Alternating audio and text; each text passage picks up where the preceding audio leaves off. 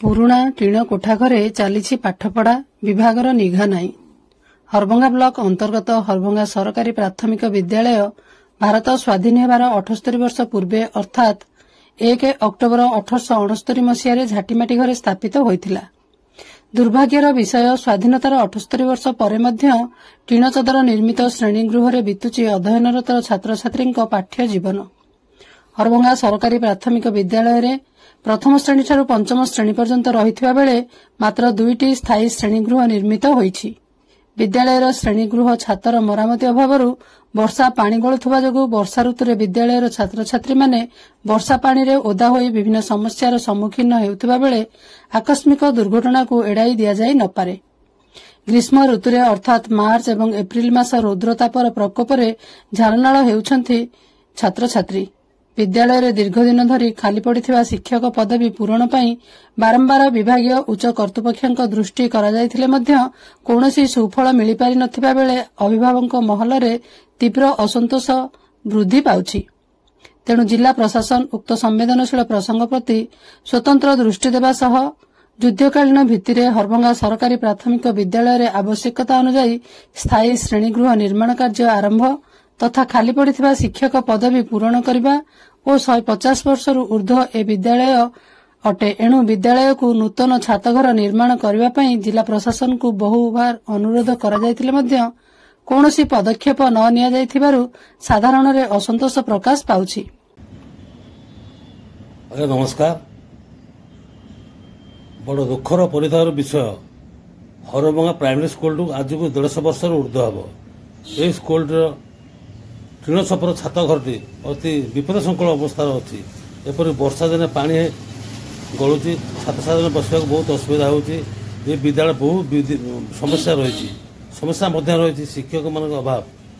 ये स्कूल मोट 230 जन छात्र छात्री पाठ पढ़ुंट तन्मध्य शिक्षक पदवी 6 जन मध्य 4 जन अच्छा 4 जन मध्य जड़े शिक्षयित्री डेपुटेसन जाइए जहाँफल पाठपढ़ा बहुत असुविधा हो बीडीओ बीओ जिलापाल को अवगति कौन पदक्षेप ग्रहण कर साधारण जन असंतोष प्रकाश पाई।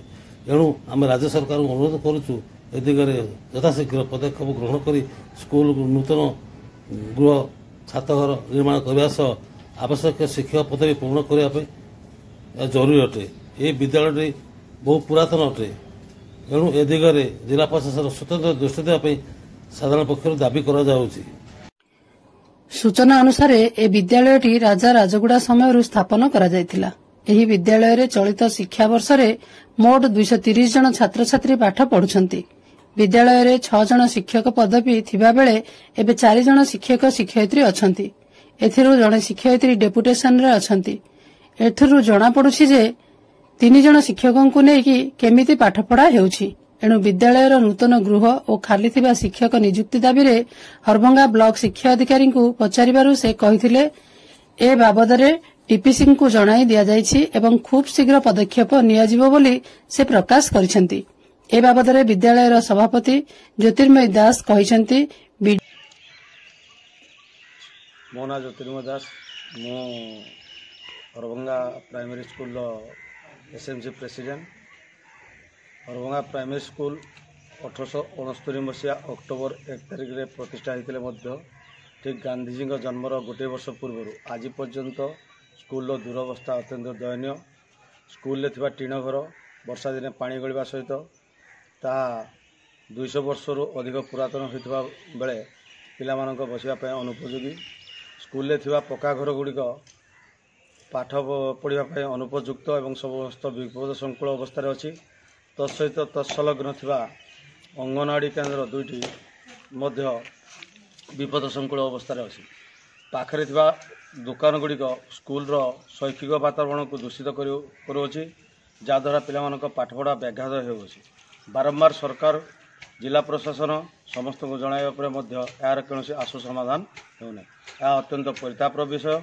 यहाँ गुरुतर सह विचार कर स्कूल उन्नतिर यथाशीघ्र पदक्षेप नाले आम अंचलवासी तथा पाठ पढ़ुवा समस्त आदिवासी अत्यंत आनंदित हो एवं सरकार बीओ को बहुबार अभियोग करा जायछि बोली सभापति श्री दास प्रकाश करिसेंती।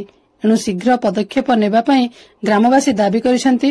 विद्यालय परिसर में 2टी अंगनवाड़ी केन्द्र विपद संकुल श्री दास अभियोग कर बौद्धरू पद्यनाथ सामल सहित हरभंगारू चित्तरंजन सिंह रिपोर्ट मो जिला खबर।